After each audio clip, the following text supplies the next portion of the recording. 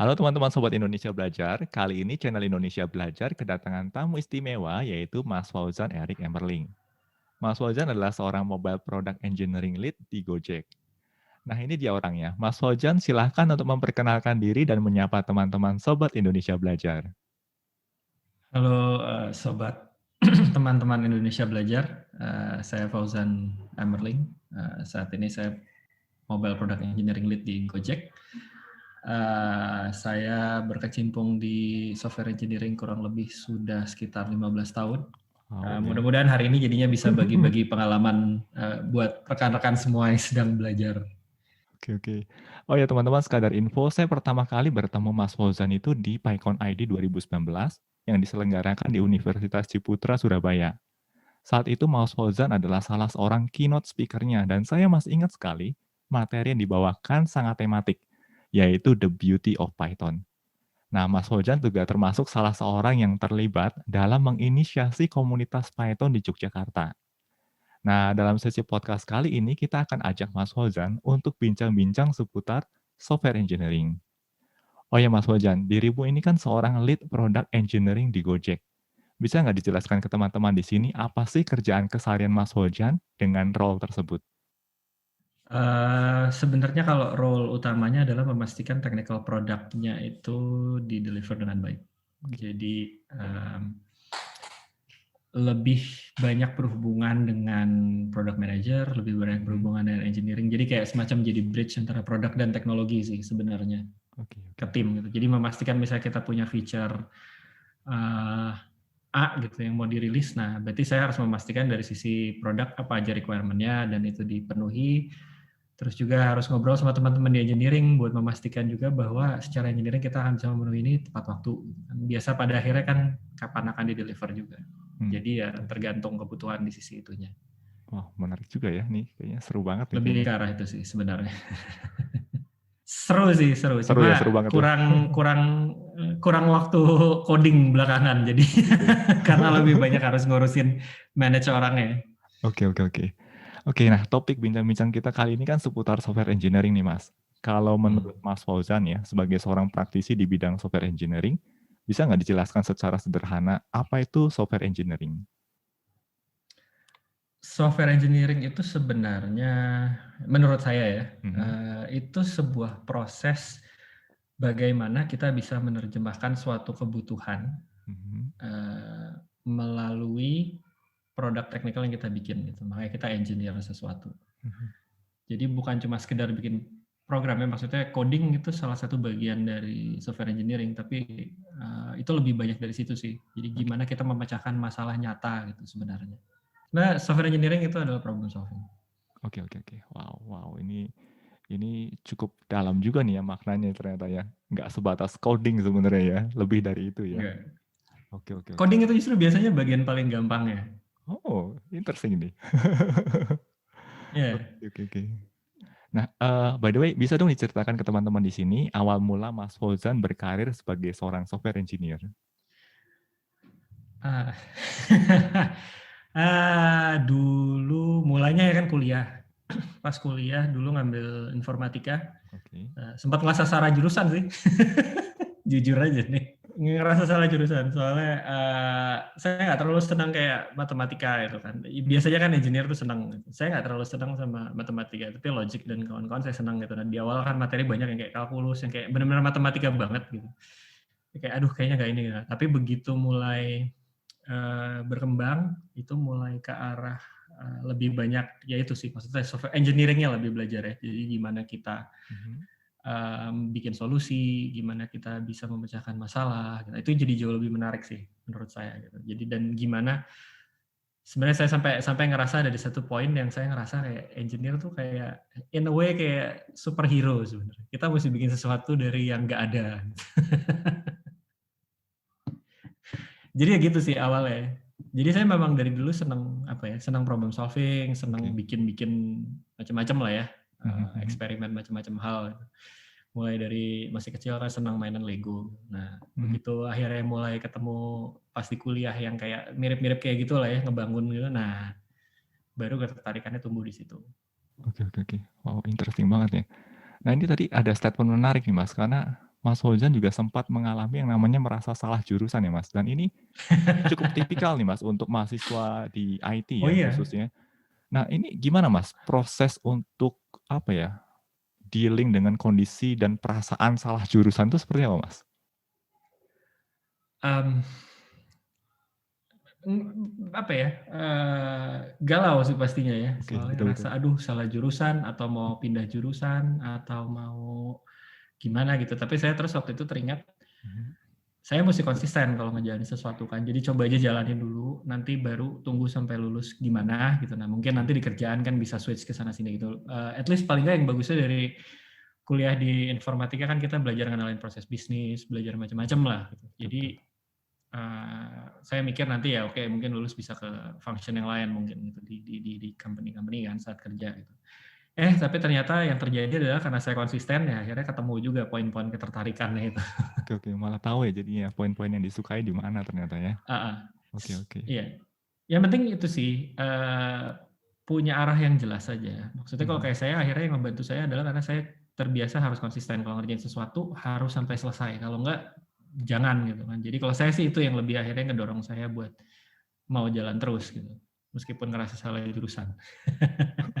oke oke oke. Ini menarik banget sih karena ini tipikal banget nih Mas, terutama sekali di kampus ya. Ini Iya, banyak sekali, iya, saya menemui beberapa mahasiswa yang mengeluhkan bahwa, saya merasa salah jurusan." Tetapi, mmm, mereka bingung kalau sudah punya perasaan seperti itu apa yang harus dilakukan, gitu. Dan ya ini insight yang cukup menarik nih dari Mas Fauzan nih. Saya nggak nyangka loh ternyata Mas Fauzan juga pernah iya. mengalami salah jurusan ya Mas ya. Interesting banget ini. Oke oke oke. Ya, apa, umum kok itu, maksudnya kayak saya di Mhm, dulu juga teman sekelas banyak yang gitu yang ngerasa salah jurusan. Yang menarik di tempat kerja sekarang ada teman dulu, teman kuliah sama-sama informatika, cuma sekarang dia ngerjain bisnis, oke. saya ngerjain di engineering gitu. Oke oke oke. Oh, oke, interesting banget ya. Ya dan mungkin kayak dulu itu dari sekelas yang benar masih di engineering, ya pokoknya di IT lah ya, yang Mhm. di sekitar IT itu dari teman-teman dulu paling 20-25%, sisanya entah kemana jurusannya habis itu kerjanya. Ya, tapi memang perlu ketertarikan sih kalau kalau di engineering itu. Soalnya high pressure kalau kita nggak ada passion susah. Betul betul betul. Betul betul. Oh ya Mas Fauzan, mungkin bisa juga nih diceritakan ke teman-teman di sini beberapa software engineering project yang berkesan bagi Mas Fauzan selama bergabung bersama Gojek. Mmm, sebenarnya Gojek itu yang saya kalau selama di Gojek yang Mhm. menurut saya sangat menarik itu waktu kemarin bikin integrasi, mmm, card payment ke Android EDC karena itu benar-benar pertama kali saya ngalamin, eee, integrasi payment yang agak kompleks ya. Kalau kayak yang waktu QRIS sebenarnya itu kayak API call aja, tapi kalau card payment itu banyak regulasinya, banyak requirement technical-nya, jadi itu sangat menarik sih. Tapi kalau kalau boleh dibilang total ya, kan dulu company-nya di-acquire akhirnya masuk ke Gojek gitu. Sebenarnya yang saya paling menarik dari dulu itu yang menurut saya learning paling banyak waktu ngerjain Prism sih. Soalnya itu benar-benar learning end to end Oke. dari bikin dari ketemu merchant, ngobrolin requirement segala macam, sampai bikin aplikasinya, sampai mikirin DevOps, begadang berbulan-bulan. Oke oke. Urusan sama Docker, itu Mhm. sih yang paling menarik sih sebenarnya. Tapi kalau ditanya sama pas memang ngerjain produk Gojek kemarin yang pas, integration card payment. Oke oke. Nah kalau tadi, melihat statement-nya Mas Fauzan kan berarti sebenarnya software engineer itu sendiri juga banyak sekali membutuhkan apa ya, komunikasi ya dengan berbagai pihak ya. Dan seringkali juga nggak jarang ya kalau kita menemui orang yang memang punya background di IT itu punya masalah besar nih Mas, di communication skill. Nah mungkin Mas Fauzan bisa share sedikit nih, bagaimana sih proses yang Mas Fauzan lalui sehingga akhirnya bisa memiliki communication skill yang baik seperti sekarang ini? Iya, komunikasi sih saya sebenarnya nggak terlalu masalah ya, soalnya waktu Mhm, zaman kuliah dulu kan dari SMA malah saya ikutan tim debat bahasa Inggris gitu. Jadi memang sudah terbiasa harus, ngomong di publik lah bisa dibilang. Sampai kuliah juga masih lanjut sih. mhm. Kebetulan senang, debat bahasa Inggris dulu dan serius di tim kampus gitu. Jadi komunikasi nggak jadi masalah. Tapi setuju komunikasinya penting sih buat engineer. Cuma paling nggak yang bisa kita lihat di sini sebenarnya nggak harus selalu harus lisan kan. Yang sering jadi masalah itu kalau lisan. Betul. Ada beberapa engineer yang mungkin memang tidak nyaman kalau harus ngomong langsung, tapi misal secara tertulis dia lebih oke. Misal contoh bisa komunikasi dengan nulis dokumentasi atau ngasih review di pull request, atau misal kayak sekarang nih karena lagi pandemi kan work from home, kita banyak komunikasi async pakai Slack, itu juga akan lebih gampang karena mereka juga nggak terlalu terlihat emosional gitu. Karena ada beberapa tipe engineer yang dari pengalaman nih ya manage orang sekian lama, ada beberapa tipe engineer yang kalau ngomong ngegas mulu. Memang sudah bawaan gitu. Karena memang kebiasa komunikasi sama mesin gitu kan. Nah, begitu komunikasi sama orang kebawa gitu. Ada yang memang modelnya seperti itu gitu. Tapi kalau saya lebih kalau ada team member yang seperti itu, saya akan lebih ngarahin, oke, kamu coba biasain dari komunikasi secara tertulis dulu. Oke. Soalnya itu biasa untuk latihan awalnya kan. Kalau dia sudah bisa berargumentasi dengan baik saat dia komunikasi tertulis, nah saat mesti argumentasi langsung juga jadinya akan lebih enak sih. Jadi kalau misalnya nggak nyaman ngomong langsung, paling nggak harus berusaha buat nyaman nulis gitu, untuk mengekspresikan pikiran. Betul. Ini tips yang menarik banget tuh, Mas. Tapi itu menarik sih, maksudnya komunikasi. Saya belajarnya ini dulu. Jadi waktu saya kerja di Ice House, kita ada orang yang senior banget, itu chief architect-nya itu di US. Oke. Dia nih orang yang, pegang beberapa paten lah, pokoknya pinter banget. Nah, kalau komunikasi sama dia tinggal dipilih, mau ngomong langsung atau mau lewat email. Yang bagusnya dengan dia adalah, kalau dia ngirim email, kita baca nih. Kalau kita bingung, kita call sama dia, yang dia omongin akan persis sama apa yang dia email. Jadi dia benar-benar bisa menuangkan apa yang ada di pikirannya itu ke tulisan. Wow, ini bukan skill yang sembarangan sebenarnya. Iya, tapi kalau kita bisa seperti itu akan sangat baik. Karena misal contoh nih, saya bikin satu, kayak sekarang di Gojek kita punya ada namanya architecture decision record. Jadi itu tujuannya untuk mendokumentasikan decision yang diambil. Soalnya kan misal saya sekarang lagi pegang nih untuk produk A, gitu. Tapi nanti belum tentu saya akan pegang produk A kan. Atau misalnya saya udah move on ke yang lain lah, udah susah ditemuin gitu kan. Tapi orang harus tahu kenapa dulu decision-nya diambil. Nah itu kita coba communicate dengan cara itu jadinya. Oke. Wah, ini menarik juga ya, karena ya memang masuk akal juga ya. Ketika project itu kan digarap dalam suatu tim ya, dan tim itu kan tidak harus berisi orang yang sama ya, Mas, selama life cycle project itu ya. Yes. Bisa jadi ada perubahan komposisi member dalam tim. Dan seringkali yang jadi permasalahan adalah bagaimana mengkomunikasikan past atau historical decisions ke komposisi tim yang baru ini ya. Wow, ini juga interesting nih, Mas. Yeah. Dan ini nggak mudah ya? Ya, maksudnya itu bentuk-bentuk komunikasi. Nggak mudah. Oke. Dan itu pun didorongnya, sekarang kita mendorong proses komunikasinya pun async gitu. Jadi kita pakai ada beberapa tool, internal tools.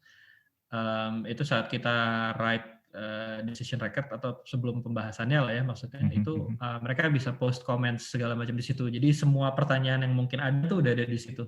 Misal mungkin ya, arsitekturnya belum tentu akan kepakai di project lain yang mirip gitu. Tapi mungkin ada pertanyaan-pertanyaan yang akan membantu orang lain untuk, oh ya mungkin bisa lihat juga dari sisi ini gitu. Jadi itu pertanyaannya pun direkord untuk tujuan itu juga. Oke. Wow, ini interesting banget nih. Sangat menarik banget nih. Oh ya Mas, kita coba lanjut ke pertanyaan berikutnya. Nah, sebagai seorang praktisi nih Mas di bidang software engineering, menurut Mas Fauzan, bagaimana sih pertumbuhan kebutuhan akan tenaga ahli dalam bidang software engineering di Indonesia sekarang ini? Coba kalau Mas Budi ngobrol ya sama orang-orang startup di Indonesia, masalahnya pasti semua satu, cari talent. Betul. Jadi pada cari talent tuh. Semua company pasti cari talent. Cuma permasalahannya begini. Ini menarik, waktu itu saya pernah ngobrol sama Pak Ono nih beberapa waktu yang lalu lah, waktu beliau ngisi di Jogja bareng sama saya. Saya ngobrol, Pak, kita tuh kalau dari sisi education apa yang mesti diimprove? Dia bilang kita mesti lebih mengimprove quality dari lulusan, katanya. Soalnya dari lulusan yang ada sekarang paling banyak 10-15% itu yang akan beneran bisa diserap sama industri. Sisanya sekadar lulusan aja. Nggak benar-benar ready buat kerja di industri gitu. Betul. Jadi ya kalau ditanya kebutuhan akan ahli, butuh banget, butuh banget. Saya dari dulu kerja dimanapun selalu pasti butuhnya cari talent, nggak mungkin nggak. Dan itu nggak cuma di Indonesia, itu global by the way. Masalahnya global. Dimanapun company-company nyari pasti. Apalagi dengan kondisi apa work from home gini kan, sekarang benar-benar persaingannya sebenarnya global. Jadi kalau misalnya kalian punya skill set yang bagus untuk go global juga bisa, gitu. Nggak harus nyari yang di Indonesia aja. Betul, betul, betul, betul. Ya ini cukup menarik ya karena sewaktu saya mengikuti beberapa meetup ya, meetup komunitas di Indonesia, di komunitas IT, selalu di sesi meetup tersebut pasti ada sejumlah startup ataupun company yang selalu mereka declare dan announce bahwa we are hiring.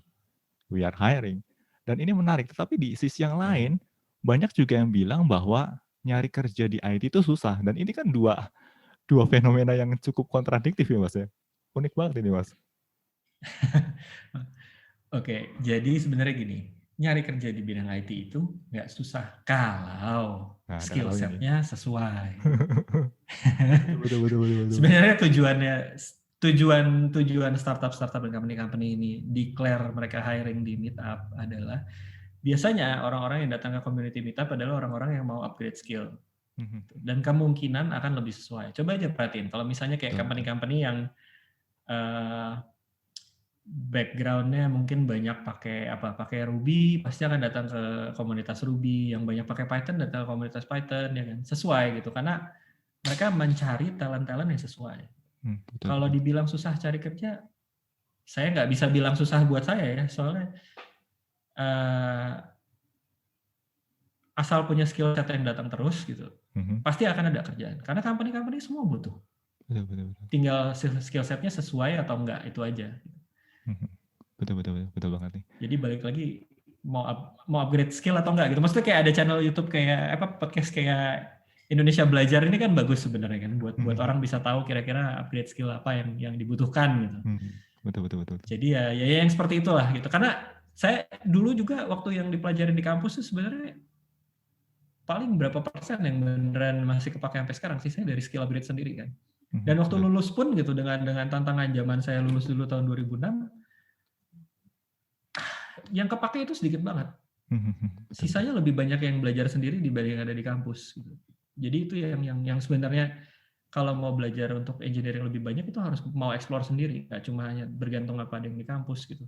Datang ke meetup, ikutan webinar, coba cari sendiri, baca dokumentasi dan yang lain-lain. Lebih harus banyak ke situ sih kalau saya lihat dibanding hanya mengandalkan pelajaran kampus. Pelajaran kampus itu basic lah. You get the first basics right, algorithm segala macam, data structures you get it right.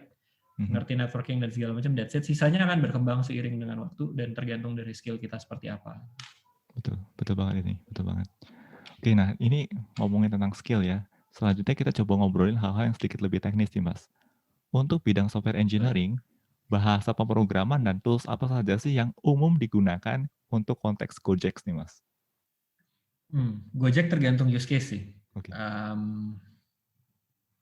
Jadi kalau yang mobile ya of course sesuai dengan platform ya. Kalau kayak di iOS itu kita pakai Swift, di Android pakai Kotlin, itu udah standar gitu. Tapi ada juga beberapa project misalnya iOS kayak yang legacy yang saya maintain juga, misalnya kebetulan ada di tim saya, masih Objective-C. Masih ada beberapa juga yang Android yang karena legacy masih pakai Java dan memang masih di-maintain dengan Java gitu. Jadi sebenarnya kalau dari sisi itu ya tergantung use case-nya untuk apa sih. Dan ya kita juga banyak yang pakai JVM tools, ada pakai Ruby juga, kayak data science pasti banyak pakai Python. Betul. Jadi benar tergantung use case sih. Sekarang kalau dilihat di company-company itu kebanyakan ya gitu, udah campur sari lah. Segala macam dipakai kan, tergantung use case-nya. Betul. Sekarang dengan company-company kebanyakan approach microservice, jadi untuk pakai language yang berbeda, untuk use case yang berbeda itu jadi possible banget. Kalau zaman dulu kan semua monolith gitu. Jadi ya memang fix, misalnya company-nya pakai Ruby ya harus Ruby semua gitu. Tapi makin ke sini kan makin banyak company yang lebih pilih microservice kan. Betul. Ya. Oke, kita coba lanjut ke pertanyaan berikutnya nih Mas. Saat ini kan cloud computing makin populer nih Mas. Apakah cloud computing juga diterapkan dalam bidang software engineering? Lalu penerapannya di sisi apa aja nih Mas?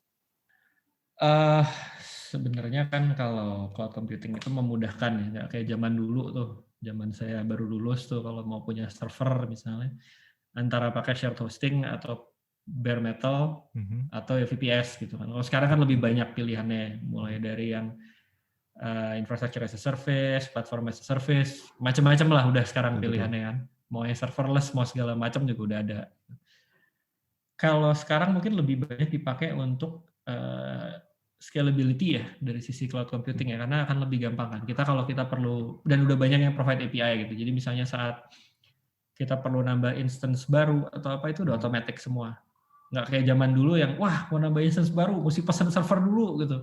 Nanti server datang mesti install dulu di colocation-nya.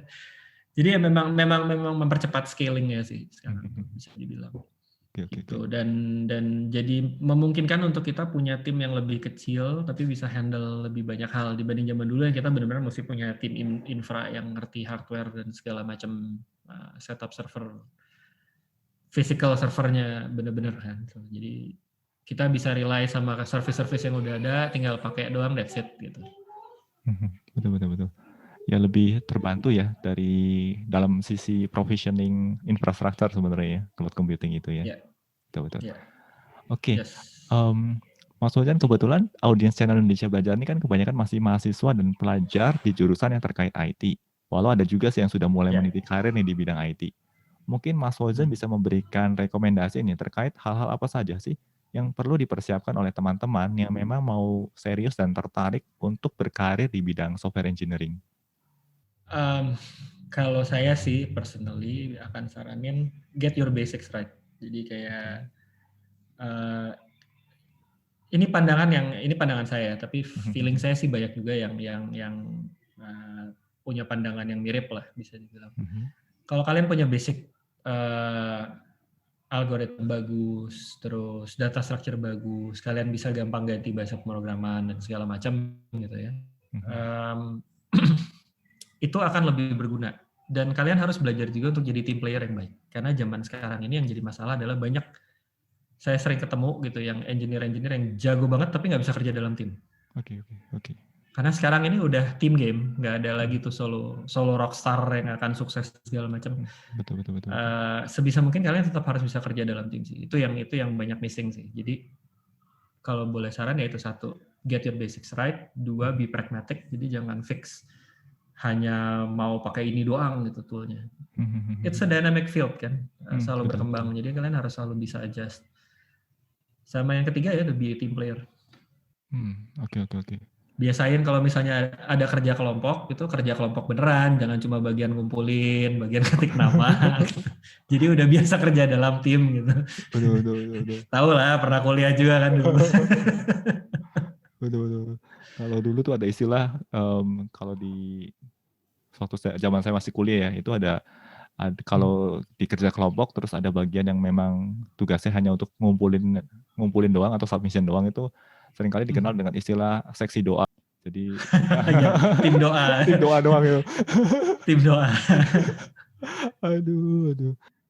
Sebenarnya nggak masalah sih, tapi ya itu maksudnya poin-poin pentingnya sebenarnya adalah oke, kalau bisa nggak ngerjain, tapi tetap harus paham yang di dalam dan bisa kerja sebagai tim yang baik. Gitu. Betul. Ya itu sebenarnya ini ya, stimulasi untuk bekerja dalam tim ya, ketika bekerja kelompok di kampus itu ya.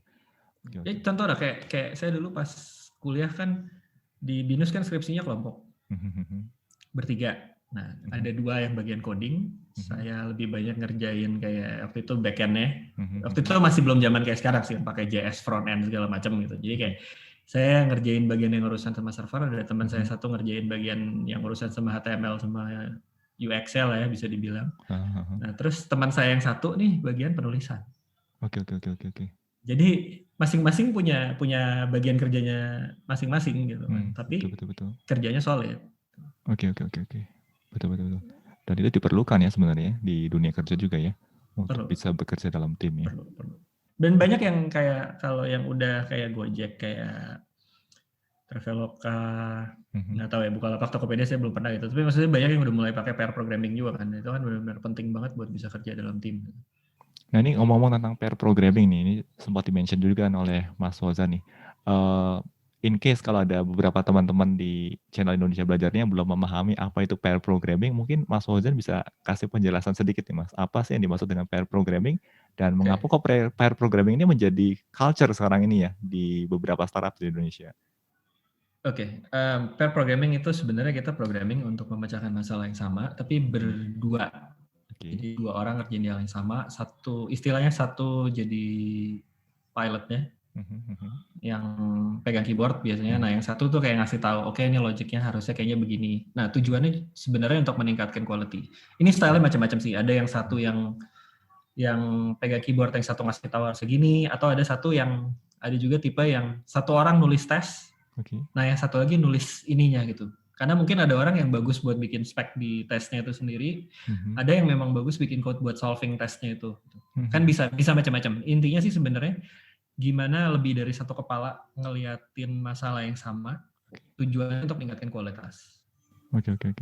Oh, ini interesting ya, interesting banget Itu. kan. Ya. Betul. Challenging sebenarnya, terutama di era pandemi gini jadi challenging karena jarak kan. Biasa kalau di kantor sih untuk pair programming ya Untuk sebelahan gitu ya. Gampang gitu kan, ya sebelahan. Kalau kayak gini kan ada bisa lewat Zoom lah, terus nanti mungkin ada masalah koneksi segala macam gitu. Jadi ya jauh lebih challenging sih. Tapi maksudnya tujuan akhirnya sih sebenarnya ya itu untuk mengimprove quality. Oke. Nah, ini berikutnya juga ada pertanyaan yang sering banget nih Mas diajukan oleh audiens channel Indonesia Belajar. Untuk menjadi software atau untuk menjadi seorang software engineer, apakah mesti memiliki ijazah sebagai seorang sarjana? Dan apakah ijazah menjadi prasyarat di Gojek? Enggak. Oke. Nah, ini. Jawabannya enggak. Jadi saya banyak ketemu orang. Ada beberapa yang teman baik saya malah di software engineering itu salah satu yang saya paling cocok. Dia malah nggak pernah lulus kuliah. Jadi dia pertama dia kuliah di BINUS, dia nggak happy sama apa yang dipelajarin, dia bilang dia nggak ngerasa belajar lebih banyak di kampus, dia mendeokan diri. Terus dia pikir, mungkin gue mesti kuliah di luar negeri nih. Mungkin gue mesti kuliah di luar negeri nih. Terus dia kuliah ke luar, waktu itu ke Malaysia. Sama juga, kata dia. Ya udahlah, gue otodidak aja gitu. Dan sukses, maksudnya dia udah sempat jadi CTO juga di beberapa tempat gitu. Jadi ya not an issue. Ada juga yang merasa salah jurusan masuk accounting tapi terus ujung-ujungnya berkarir sebagai software engineer yang oke banget. Ada beberapa orang gitu yang saya kenal. Gitu. Gitu. Jadi ijazah itu tidak menjamin sih.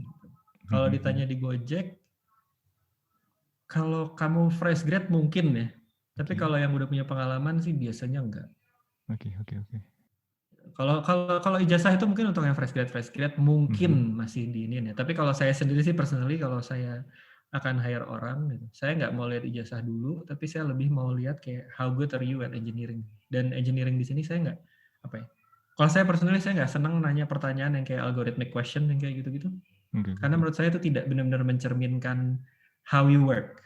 Itu mencerminkan problem solving ya. Tapi kalau kayak engineering tuh saya lebih tertarik kayak bikin code pairing session misalnya. Saya kasih satu problem nih, terus kita solve bareng-bareng. Saya mau lihat kayak cara dia pakai variable-nya naming-nya seperti apa, cara dia nge-structure code-nya seperti apa. Itu menurut saya lebih berguna dibanding apakah dia tahu algoritma A, B, C atau enggak. Oke. Soalnya itu bisa hafalan doang, tapi kan belum tentu reflective of how he is when he working on a real problem gitu. Betul. Collaborative point-nya itu yang penting gitu menurut saya. Iya. Oke, nah sebenarnya kan kalau saya tangkap ya, bukan masalah ijazahnya ya, tetapi justru poin utamanya adalah di upgrade skill-nya ya. Sehingga kita atau seseorang tuh memiliki kompetensi yang memang suitable sebagai seorang software engineer. Seperti itu ya Mas ya, poin utamanya ya. Betul. Ya. Ada poin menarik nih yang soal itu tadi ada poin menarik Mas. Dulu ada team member saya waktu di iSauce gitu. Dia bilang dia lulusan ITB nih. Terus dia bilang gue kuliah karena gue mau cari ilmunya kata dia. Oke. Kalau gue nggak mau cari ilmu cuma mau ijazah gue nggak usah kuliah di ITB kata dia. Oke. Oke oke oke. Soalnya ijazah bisa dapat di mana, jadi balik lagi kalian mau kuliah mau apa gitu. Kalau cuma mau sekedar punya gelar ya cari kampus yang gampang aja, gelarnya dapat juga kan. Betul Tapi betul ilmunya betul. nggak dapat. Betul betul betul betul. Iya iya iya iya. Gitu. Tapi again kampus tidak menentukan kalian dapat ilmunya atau enggak ya, balik lagi ke diri masing-masing. Ada saya satu tim member yang sampai hari ini saya paling amazed itu anak masih kerja bareng kebetulan di Gojek. Jadi dulu di iSauce terus dia masuk Gojek juga gitu. Nah, dia dulu kuliah di Manado, kampusnya aja saya nggak pernah dengar. Oke. Tapi skillnya oke banget. Jadi memang dari dia belajar sendiri.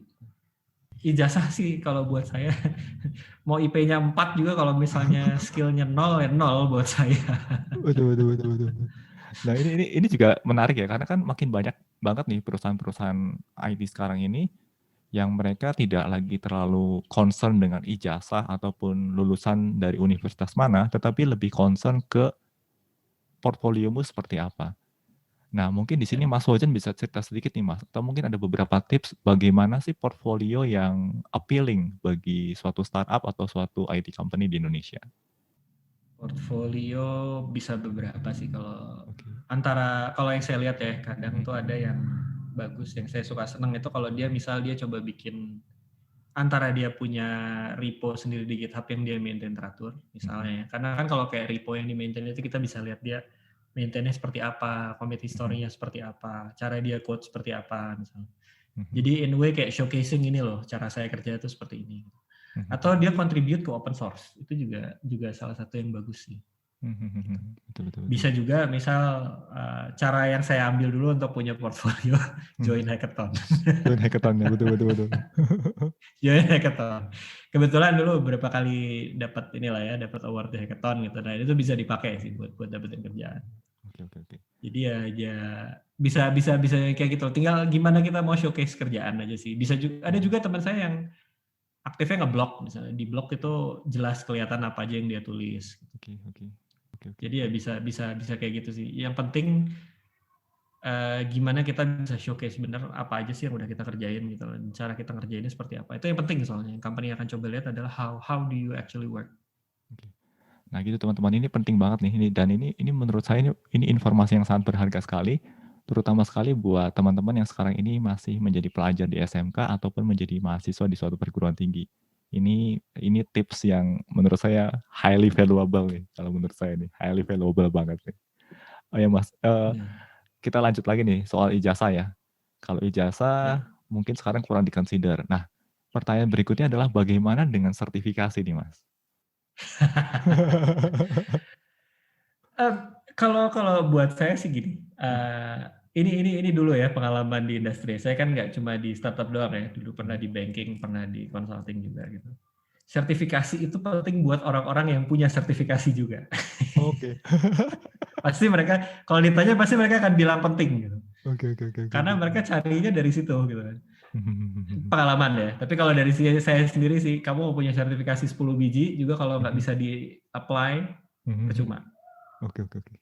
Gitu. Jadi kalau mau dicari bukan cari sertifikasinya tapi cari ilmunya. Itu yang selalu harus dipikirin, bagaimana cari ilmu. Sertifikasi itu kan kayak ngasih stempel nih orang bisa gitu. Betul. Tapi ada aja orang yang nggak pernah punya stempel tapi ya memang beneran bisa gitu. Kayak misalnya pakai Kubernetes gitu. Saya ada teman tuh dulu waktu ngerjain Prism bareng. Nggak pernah ngambil sertifikasi kayak gitu, tapi buset pakai Kubernetes jagonya ampun-ampun. Iya. Ya kan? Maksudnya pada akhirnya yang mesti dicari kalau mau ambil sertifikasi adalah ilmunya punya. Karena sekarang kan banyak juga yang kayak kursus-kursus atau tips and tricks buat lolos sertifikasi. Betul. Tapi saat masuk industri kalau skillnya nol malah jadi pertanyaan loh itu sebenarnya. Betul. Ya sih ini cukup disayangkan juga ya, ada beberapa mungkin dan bahkan ada beberapa resources yang ini ya, yang memberikan bukan hanya tips and tricks tapi lebih ke how to cheat suatu exam ya itu kan. How to game the system. Betul itu kan itu sad ya, itu cukup menyedihkan sih. Passing the test for the sake of passing the test gitu. Iya betul. Itu sedih banget sih. Itu malah mengecilkan makna dan nilai dari sertifikasi itu sendiri ya Mas sebenarnya ya. Nah, itu makanya saya bilang tadi, biasanya yang punya sertifikasi pasti kalau ditanya bilang itu penting. Iya. Betul. Oke. Ini interesting banget karena saya juga sempat bertemu dengan seseorang, dia suka mengambil sertifikasi tetapi ternyata motivasi dia mengambil sertifikasi adalah karena dia butuh yang namanya learning path kata dia. Karena dengan mengikuti sertifikasi itu dia dapat guidance terkait dengan, "Oh setelah ini saya harus mempelajari apa." Dan menurut saya itu salah satu attitude yang cukup, apa ya, cukup interesting ya. Jadi bukan untuk gaining certification ya, tetapi sebagai guidance untuk mendapatkan learning path-nya. Dan ini mungkin salah satu, attitude yang positif ya terkait dengan sertifikasi kalau menurut saya. Oke. Itu oke sih attitude-nya menurut saya. Soalnya itu kan berarti tetap pengen belajar gitu. Yang penting if your goal is to get the knowledge, you're on the right track. If your goal is just to get the paper, you would rather buy the paper or print the paper. Betul betul. Tinggal tinggal desain sendiri aja kali ya Mas ya kalau itu ya sertifikatnya. Betul betul betul. Oke oke. Nah, bidang software engineering adalah bidang yang sangat dinamis sekali dan, di sini mungkin Mas Fauzan bisa berbagi nih ke teman-teman, upaya apa saja sih yang biasa Mas Fauzan lakukan untuk tetap up to date dengan tren atau the latest trend di software engineering? Datang meetup salah satunya, Oke. join komunitas sih yang paling ini sekarang tuh, karena komunitas biasanya tiap meetup gitu, atau at least pembahasannya kan kita jadi tahu apa yang lagi dipakai. Mhm. Itu saat ini sih yang saya lihat jalan tercepat itu. Betul betul. Atau misalnya kayak saya lumayan aktif di Twitter gitu, saya banyak Mhm. follow akun-akun yang memang visionary ya, Mhm. yang kelihatan memang kalau ada update apa-apa langsung dapat dari situ gitu. Mhm Atau mhm. bisa juga aktif di kayak Hacker News atau di Reddit misalnya. Mhm mhm. Betul Itu betul. akan dapat terus sih update-nya gitu. Jadi memang harus mau nyari sendiri perkembangannya apa sih. Mhm Soalnya mhm. sekarang hitungannya, zaman saya dulu mungkin waktu masih kuliah ya, itu mungkin update knowledge karena belum secepat sekarang speed-nya, internet juga masih jauh lebih lambat gitu kan.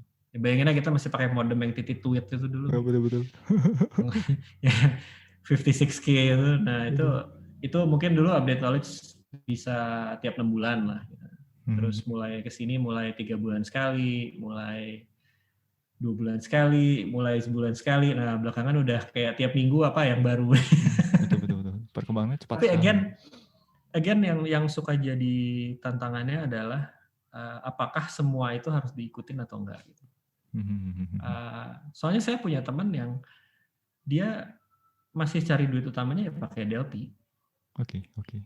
yang it's an old technology kan, gitu. Mhm. Udah Betul lumayan betul. lama lah gitu kalau dibilang. Tapi it works.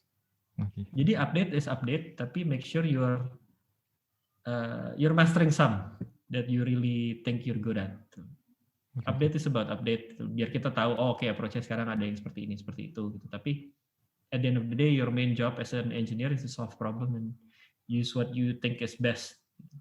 Betul betul. Jangan jadi hype driven karena memang lagi update dan hype-nya lagi ke yang mana gitu terus ke situ. Mhm mhm. Itu saya nggak dukung sih kalau itu. Saya lebih dukung yang memang best solution to the problem-nya aja. Betul betul.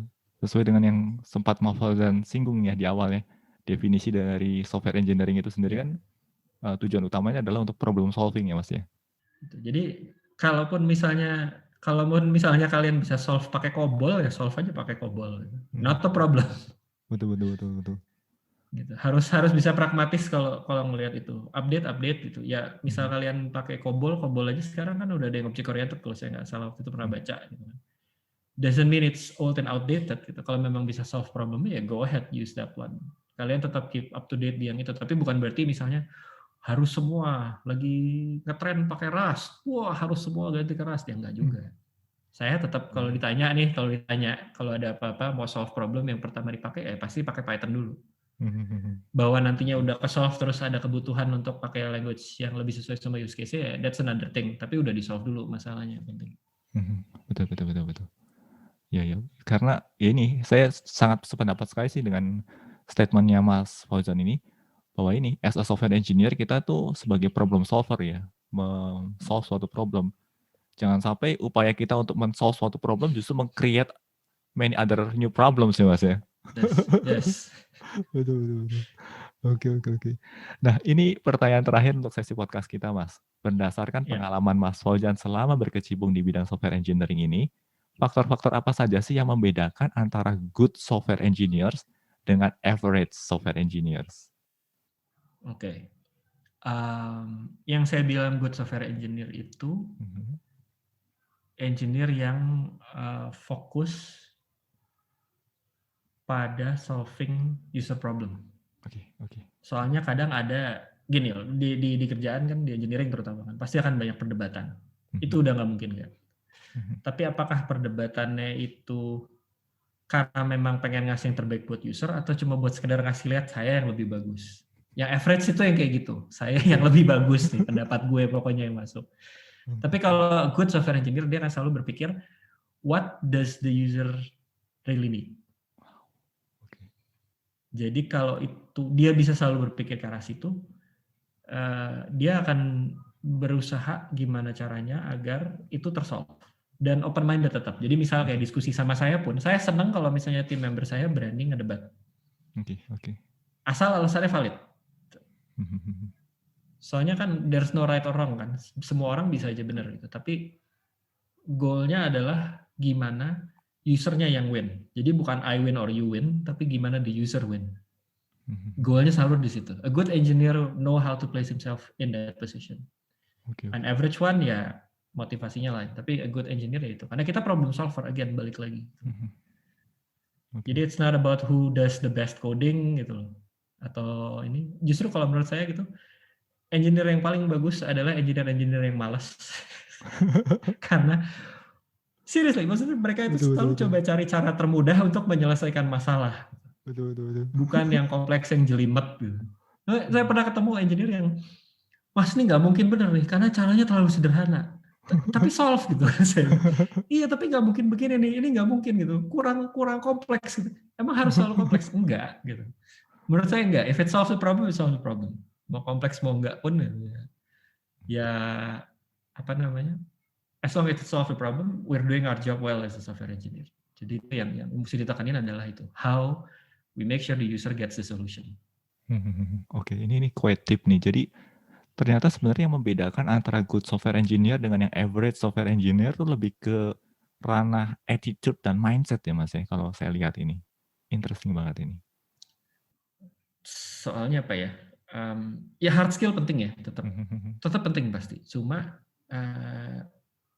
at the end of the day kan kayak coding skill itu cara kita mengekspres kan. Kalau kita mau ngetik nih misalnya, mau solve A plus B misalnya, mau pakai Python, mau pakai Java, mau pakai C++, mau pakai PHP, mau pakai apapun, mesin ngelihatnya sama. Betul. Mereka nggak akan ngelihat itu beda gitu kan. Mau kita pakai 10 baris versus 1 baris, mesin ngelihatnya sama. Nggak ada bedanya. Yang beda adalah kode itu akan dibaca sama orang lain. Betul. Apakah orang lain paham atau enggak apa yang kita tulis? Gitu. Makanya hard skill-nya penting, tapi attitude juga penting. Gimana ini bekerja baik dengan tim dan solve problem-nya. Itu yang menurut saya pada akhirnya selalu akan penting itu di situ. Karena jujur saya nggak terlalu senang rockstar yang bisa sendirian ngerjain macam-macam, tapi code-nya nggak bisa dibaca sama orang. Banyak loh yang kayak gitu. Saya nggak pernah senang yang kayak gitu. Soalnya nyusahin orang lain. Kalau dia udah nggak ada di company, pusing semua. Iya. Betul.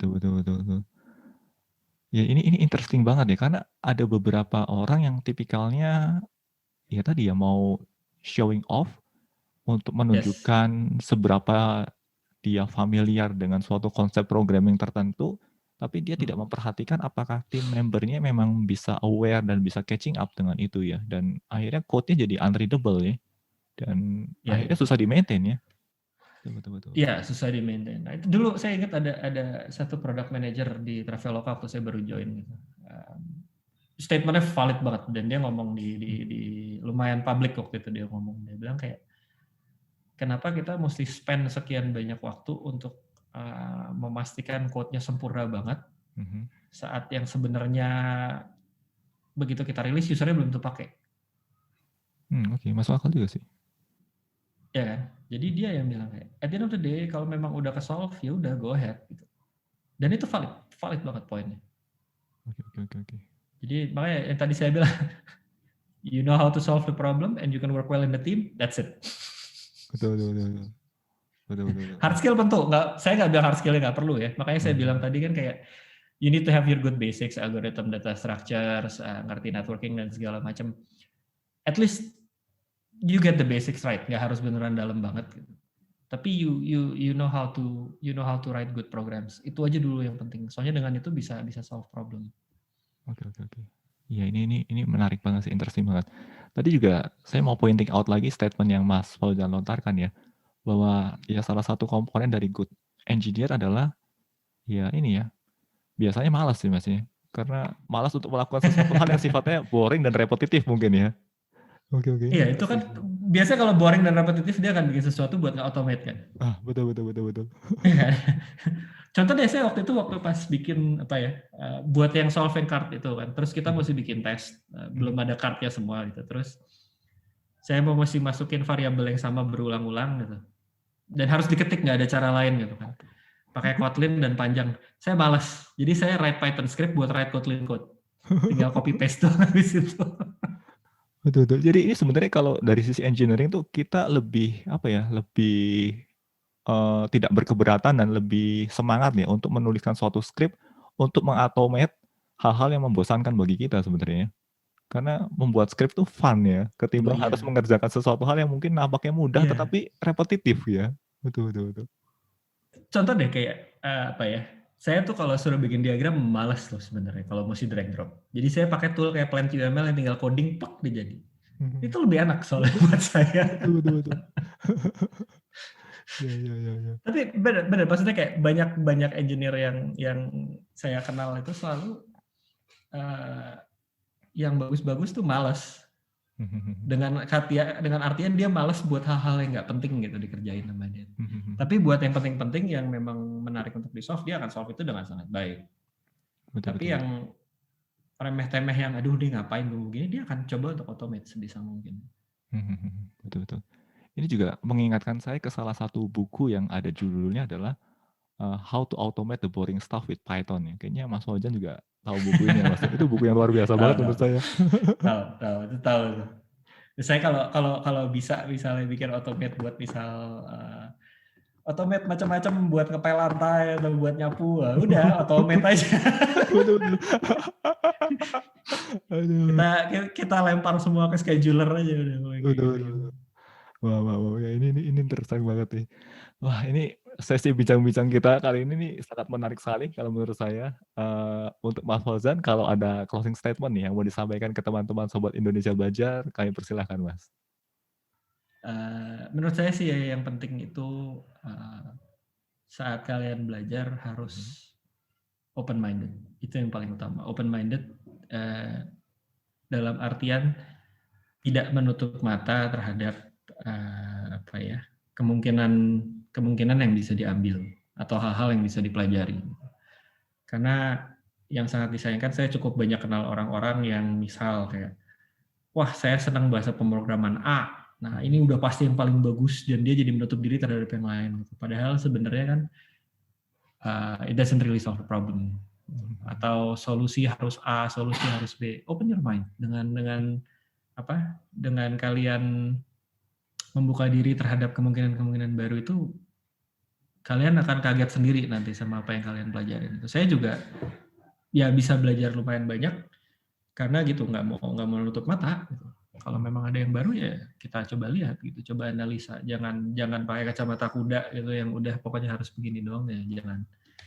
Itu yang paling penting menurut saya kalau belajar. It's about your learning attitude. It's about how you gain more knowledge. Soalnya knowledge at the end of the day becomes it's about wisdom kan. Dan wisdom itu kalian cuma bisa kumpulin kalau kalian udah tahu cukup banyak hal. Kalau kalian menutup diri, nggak tahu cukup banyak hal, it's not wisdom.